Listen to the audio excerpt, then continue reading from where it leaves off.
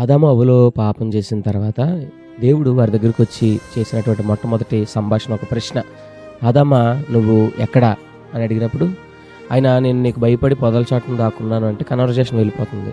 నువ్వు ఎలా పాపం చేసావు, నువ్వు పాపం ఎందుకు చేసావు అని దేవుడు ఆదాముని అడిగినప్పుడు ఆదాము మంచి సమాధానం చెప్తున్నాడు.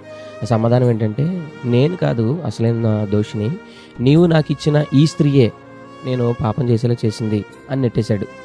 స్త్రీ అంటుంది, నేను కాదు నువ్వు సృష్టించిన సర్పమే నాతో ఇలా చేయించింది అంటుంది.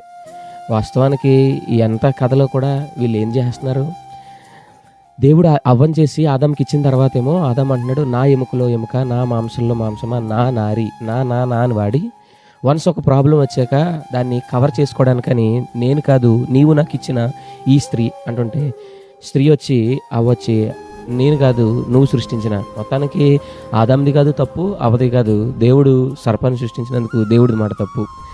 ఇది ఒరిజినల్ సిన్లో ఉన్నటువంటి కాంపాక్టబిలిటీ, లేకపోతే ఆదాం దగ్గర నుంచి సంక్రమించినటువంటి ఒక కవరింగ్ నేచర్ మాట. ఈ కవరింగ్ నేచర్తో దావీదు బాధపడ్డాడు, ఇబ్బంది పడ్డాడు. ఈ కవరింగ్ నేచర్తో మనం అందరం కూడా నాశనం అయిపోతూ ఉంటాం. అయితే దేవుడు వచ్చి, యేసు ప్రభువు వారు వచ్చి మనకి కన్ఫెషన్ నేర్పించారు, ఒప్పుకోలు నేర్పించారు. పరిశుద్ధాత్మ దేవుడు మనలోనికి వచ్చినప్పుడు నీతిని గురించి, తీర్పుని గురించి, పాపాన్ని గురించి ఒప్పింపజేస్తాడు. లోకం మొత్తం కవరింగ్ నేర్చుకున్నది, లోకం మొత్తం సమర్థించుకుంటుంది. అయితే దేవుని పిల్లలు దాన్ని కన్ఫెషన్ నేర్చుకోవాలి. దేవుని పిల్లలు దానిని ఏ విధంగా ఒప్పుకోవాలో నేర్చుకోవాలి, ఏ విధంగా విడిచిపెట్టాలో నేర్చుకోవాలి. ఆదాము వలన కవరింగ్ ఈ లోకానికి వస్తే యేసయ్య వలన కన్ఫెసింగ్ ఈ లోకానికి వచ్చింది. దేవుడు మిమ్మల్ని